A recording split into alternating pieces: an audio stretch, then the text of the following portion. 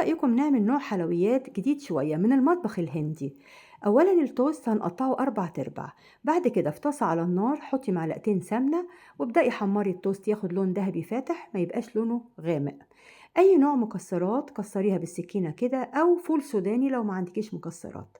اللبن مع الكاسترد مع السكر قلبيه على البارد، وبعد كده ارفعيه على نار متوسطة لحد ما ياخد قوام كريمي، بس هيبقى خفيف، مش تقيل زي الكاسترد اللي متعودين عليه، هيبقى قوامه كده.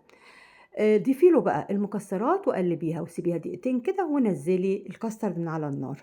في أي صينية رصي فيها التوست اللي حمرناه، أو لو تحبي تحطيه في أطباق صغيرة أو كاسات تقديم مفيش مشكلة.